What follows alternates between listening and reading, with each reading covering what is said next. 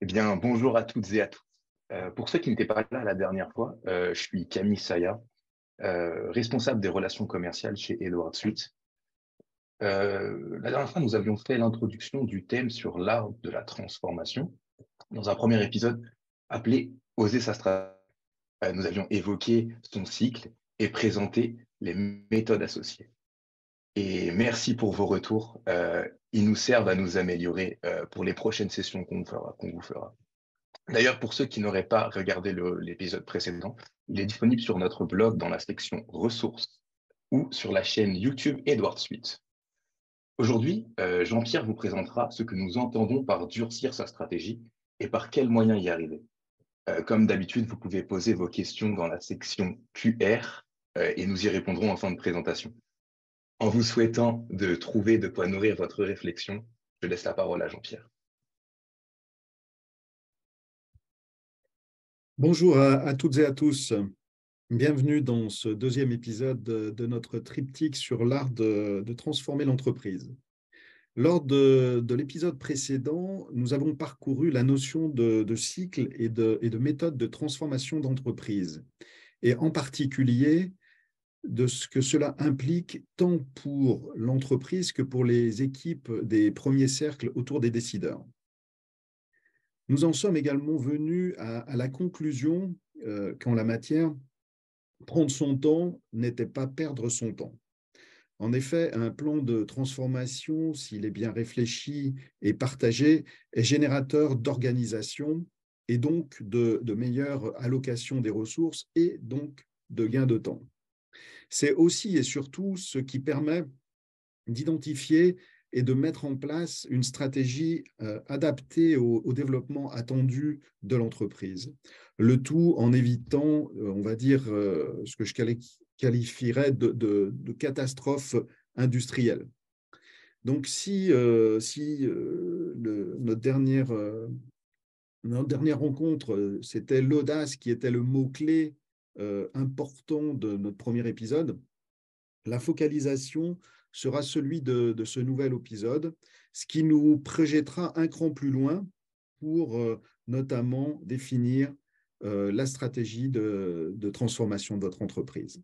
Je vous propose donc de m'accompagner au cours de ce deuxième épisode de l'art de transformer l'entreprise, intitulé « Durcir sa stratégie ». Alors, durcir, qu'est-ce que j'entends en fait par durcir sa stratégie? Cela signifie qu'il faut accepter que le premier travail que nous avons passé en revue la semaine dernière, même s'il était nécessaire, n'est pas in fine suffisant. Il est important de continuer à valoriser le temps qui est passé à la définition de la stratégie adéquate, et tout ça en s'assurant de bien solidifier ses bases. Par exemple, oser prendre le temps de réfléchir peut se poursuivre de manière tout à fait profitable en instruisant plus profondément les sujets clés, c'est-à-dire, en définitive, des sujets sur lesquels il existe encore un flou qui n'est pas quelque part encore acceptable. Oser prendre le temps de s'aligner et de partager sa stratégie peut également être poursuivi en élargissant le cercle d'appropriation de la stratégie envisagée pour la légitimer, cette stratégie, au sein même de l'organisation. Oser avoir une méthode résonne pour le coup tout à fait avec concevoir avec méthode. Donc, pour résumer mes propos, je dirais qu'il ne faut jamais rester dans un mode de fonctionnement sous-optimal, que ce soit par mimétisme, par facilité, ou bien même en ayant le sentiment parfois un peu trop précoce du devoir accompli. Alors, comment est-ce qu'on va s'y prendre pour focaliser justement sur la création de la valeur ajoutée? Alors, rappelez-vous, lors du dernier webinaire, nous avons posé une approche méthodologique qui nous a permis de mettre toutes les chances de notre côté. Mais une méthodologie n'est rien si elle n'est pas mise en œuvre. Je dirais même plus, si elle n'est pas mise en œuvre avec rigueur. Donc, comment est-ce que l'on va s'y prendre? En premier lieu, après avoir pris le temps de définir, la stratégie la plus appropriée, nous allons en fait nous assurer d'être en mesure de projeter la vision, c'est-à-dire d'avoir un point focal. C'est ce que j'ai essayé de représenter ici, c'est-à-dire, en définitive, d'avoir un objectif qui se dessine et quelque part, on pourrait imaginer une cible qui se précise de plus en plus. La semaine dernière, je ne sais pas si vous en rappelez, j'avais parlé d'acuité.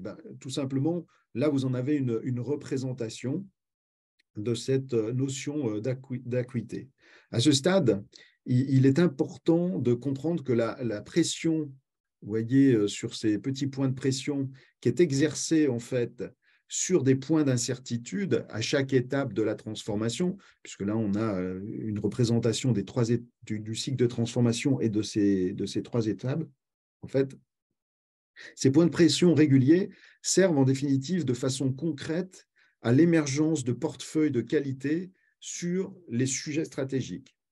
Donc, durcir sa stratégie, c'est donc améliorer l'acuité en regardant et en encadrant toutes ces incertitudes, quelque part, par une réflexion régulière sur les données, sur les indices d'évolution, qui peuvent être par exemple des benchmarks, ça peut être des études particulières, et en définitive sur l'amélioration et l'utilisation des informations disponibles. En gros, si j'avais à utiliser une métaphore, une image en tous les cas, imaginez que vous plissiez les yeux pour tout simplement y voir plus clair. Lorsqu'on opère effectivement une pression sur le globe oculaire, on change la focale. Donc, nous allons voir de quelle façon on peut s'y prendre.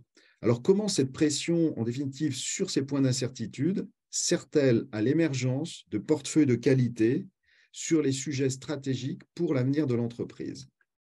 Alors, vous allez reconnaître un slide que je vous ai déjà présenté. Si on va, mais on y va aller un cran plus loin. Si on va un cran plus loin, c'est toujours l'application de la méthode en fait, qui va garantir la qualité des portefeuilles créés. La méthode, elle passe par le respect de la gouvernance qui est établie. C'est une des clés de la convergence des points de vue et c'est une étape indispensable à l'élaboration d'une roadmap solide. En effet, les cycles itératifs qui sont mis en place sur les différents horizons de vision, que ce soit stratégique, tactique ou autre, en fait, au niveau, comme par exemple sur les rôles de ce que je vous avais déjà présenté, au niveau du rôle du héros sur les horizons stratégiques. Donc le héros, je rappelle, c'est l'entreprise Roadmap Officer. Au niveau du PPMO, sur des horizons plus tactiques de vision. Et donc là, c'est plus au niveau du Project Portfolio Management Officer. Et enfin, également, et si on va justement un cran plus loin, au niveau du PO, et là le PO, j'entends le Project Owner, eh bien, c'est ce qui va nous assurer une bonne finesse d'analyse, une bonne finesse de grain qui sera en mesure d'appuyer des prises de décision de qualité. Et tout simplement parce qu'on va focaliser on va dire, un cran en dessous avec une plus grande finesse.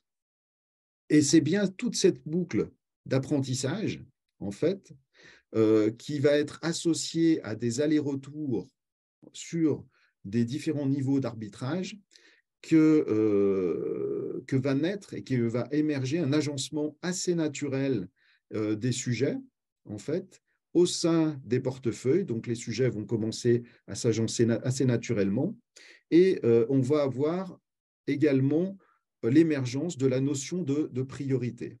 Cela a pour effet, en définitive, de produire quelque part l'ébauche de la mise en œuvre du plan stratégique. Et là, je vous rappelle un point sur lequel j'avais insisté déjà la dernière fois. Gardez bien à l'esprit que l'objectif, lorsqu'on constitue ces portefeuilles, ce n'est pas de constituer des portefeuilles de ce qui peut être fait, mais bien des portefeuilles de ce qui doit être fait. Donc, en résumé, le mécanisme global qui peut paraître quelque part un peu lourd, on peut bien entendu l'alléger. Par exemple, en utilisant un outil qui soit en mesure, un, de cadrer les projets, deux, par exemple, d'aider à la prise de décision, et notamment de prise de décision légitime, et qui soit à même d'organiser, d'ordonner la création de valeur excusez-moi, dans ces projets. Et c'est bien parce que nous avons rencontré assez régulièrement ces besoins qui ne trouvaient pas en fait de réponse logicielle réellement adaptée que nous avons créé Edward Suite. Je vais vous en donner une illustration dans le tableau de bord personnalisé. Alors, par exemple, responsabiliser les acteurs de la transformation, c'est essentiel. Alors, comment est-ce qu'on peut s'y prendre assez simplement? Eh bien, ça passe en fait par un apport individuel d'expertise au sein du collectif. Donc, c'est ce qui va se faire à travers des ID cards au sein du collectif, c'est-à-dire des portefeuilles qui sont en cours quelque part d'instruction. Et cet apport individuel d'expertise au sein de ce collectif va permettre de construire la roadmap de transformation petit à petit. Cet apport d'expertise, il va être vecteur de sécurisation du plan quand même, de transparence, de réaliser et d'utiliser des métriques qui sont bien adaptées. Et donc, en fait, il va servir d'étai à des bases qui vont être vraiment solidifiées. Et c'est bien par des plans d'action qui sont individualisés, qui sont cadrés sur des sujets précis, sur des projets, sur des portefeuilles, que l'on va toujours ajouter de l'information à l'information. Et l'effet est salutaire, car il faut éviter de rajouter du commentaire à l'information. Sinon, la progression est saccadée, en fait, dans la réflexion, et surtout, elle est assez épuisante pour les équipes qui y travaillent. Donc, échanger, confronter et valider, c'est un triptyque gagnant pour bâtir sa roadmap. Alors, comment est-ce que l'on peut s'y prendre pour partager le fruit de ce travail tout en validant les hypothèses les plus structurantes? Alors, là, je rappellerai qu'effectivement, échanger, confronter, valider reste quand même le triptyque gagnant. Et par exemple, pour élargir le cercle d'implication, on peut le faire en invitant des intervenants internes ou externes à l'entreprise qui vont, par leur regard, en définitive d'experts, challenger et solidifier les hypothèses de chaque sujet. Et c'est bien parce que l'on travaille selon un processus qui est préétabli, donc sous forme de type, par exemple, de workflow, avec des temps, des passages d'étapes timés, que l'on va être à même de garantir un filtre équivalent pour un portefeuille de projet ou d'initiatives structurantes pour l'avenir de l'entreprise, et qu'on va le faire, ceci toujours, on va passer en définitive toutes les hypothèses à travers un filtre de validation de ces hypothèses. C'est une façon, en définitive, d'ouvrir avec une transparence tout de même contrôlée, hein, bien entendu, les éléments qui vont constituer la roadmap de la transformation. Tout ça va permettre d'élargir quelque part le cercle d'appropriation et d'installer des bases beaucoup plus solides. C'est donc bien une façon complémentaire de communiquer tout en durcissant sa vision. Mais il est également important d'adresser d'autres angles de vision pour s'acheminer vers des décisions de qualité. Alors j'ai, par exemple, on peut prendre cet exemple, c'est à quel point est-on en train de, ou est-on en train de stresser, ou va-t-on stresser, l'organisation. En effet, il ne faut pas perdre de vue que sans projection, le stress test, il y a de fortes chances qu'il ait lieu au moment de la mise en œuvre des projets. Et que là, c'est effectivement particulièrement stressant. Eh bien, toujours dans une dynamique, on va dire, progressive, il est possible de dévoiler petit à petit une partition qui est jouable. Et c'est bien la vision de la mise en musique de cette partition et du niveau de stress qui va être vécu par l'entreprise que l'on est à même de faire des arbitrages quelque part de qualité. On peut, par exemple, évaluer le temps d'exécution que l'on va mettre pour cette transformation, la nature elle-même de la transformation, le poids que représente cette transformation et les sujets qui la composent, les services qui vont être les plus impactés, et ainsi de suite. Donc, je dirais que, en conclusion, donc toujours échanger, confronter, valider pour solidifier. Oser penser sa stratégie, c'est bien entendu un prérequis, mais, et nous l'avons vu la semaine dernière, mais ça ne signe pas pour autant le succès de l'entreprise de Transfo. Encore faut-il que l'on puisse définir quelque part et préciser, définir un point focal et de s'assurer que chacun à tous les niveaux d'interaction, en fait, l'a bien dans sa ligne de mire, c'est-à-dire y a participé peu ou prou et l'a bien compris. Enfin, donc, à projet égal, je dirais que la rigueur dans la mise en œuvre, le suivi des actions et la responsabilisation sont sans doute les facteurs clés qui permettront, et si je reprends une parabole de la course automobile, de gagner en fait 1 mètre au freinage sur la concurrence. Et quand je parle de concurrence ici, c'est-à-dire de ceux qui n'ont pas pris le temps de prendre quelque part le temps. Un dernier point, oser la transparence aussi, ça permet de durcir ces hypothèses. Donc voilà ce que je souhaitais partager avec vous aujourd'hui sur cette approche outillée qui permet de durcir sa stratégie et en fait de lancer une dynamique de transformation. On se retrouve, j'espère, la semaine prochaine pour évoquer ensemble comment la mettre en œuvre. Merci de votre écoute et je passe la parole à Camille et je me ferai un plaisir de répondre à vos questions. Effectivement, merci beaucoup Jean-Pierre. On va passer justement à cette partie questions. Et d'ailleurs, j'en vois quelques-unes. N'hésitez pas à en poser, vous avez encore le temps, pas de souci. Alors, pardon. Je vois quelqu'un qui me dit, c'est passé un peu rapidement. Est-ce qu'on peut revenir sur le lien entre les différentes itérations et la projection des portefeuilles projets? Oui.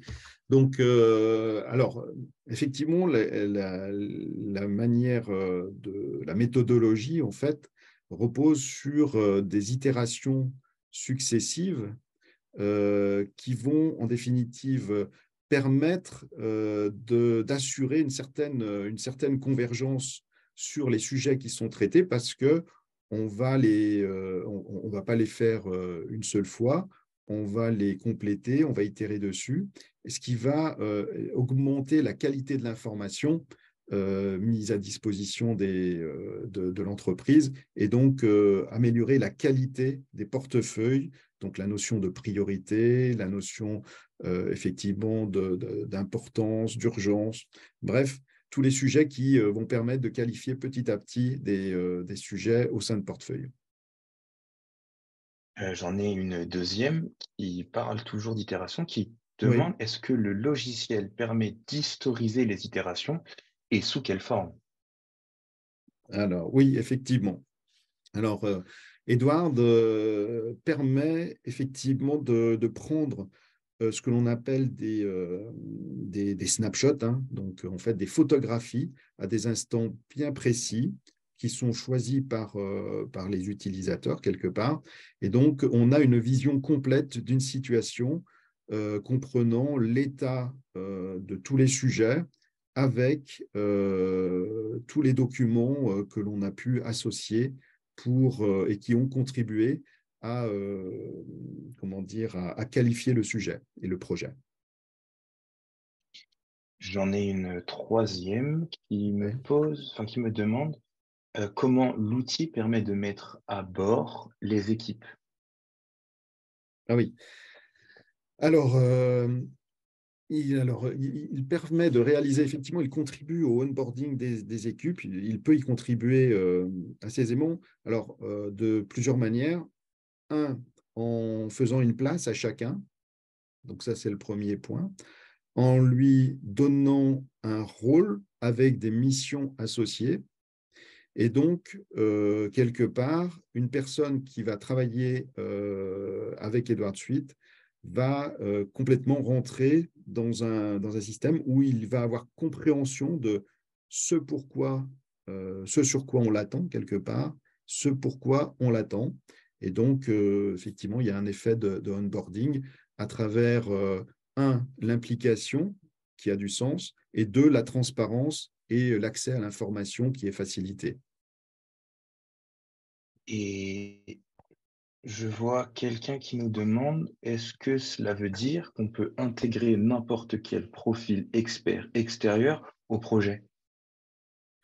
Alors oui, oui, oui, il est tout à fait possible, notamment pour plusieurs sujets, soit intégrer de l'expertise externe, donc d'ouvrir euh, un portefeuille, une partie de portefeuille, un sujet à des experts externes, de manière, comme je le disais, à améliorer soit des hypothèses, des métriques, ou éventuellement donner une vision et donc une certaine transparence dans ce que l'on est en train de mener en termes de sujets de transformation au sein de l'entreprise. Oui. Eh bien, je ne vois pas d'autres questions, Jean-Pierre. Un mot pour la fin? Eh bien, en tous les cas, je vous remercie encore de nous avoir écoutés, et je serai vraiment très heureux de vous retrouver la semaine prochaine pour le prochain épisode qui est oser déléguer la mise en œuvre. Et j'espère que vous serez présent à mes côtés. Tout à fait. Je vous remercie aussi à toutes et à tous. C'était notre second épisode de la série de l'art de la transformation. Comme la dernière fois, le replay sera disponible et envoyé très vite. Nos coordonnées sont disponibles ici si vous souhaitez qu'une mise en application personnalisée en fonction de vos enjeux. En attendant, comme le disait Jean-Pierre, on vous retrouve le 16 février à 11h30 pour le dernier épisode qui s'appellera Oser la mettre en œuvre, oser mettre la stratégie en œuvre. En tout cas, merci beaucoup et très bonne journée à vous. À très vite. Merci. Au revoir.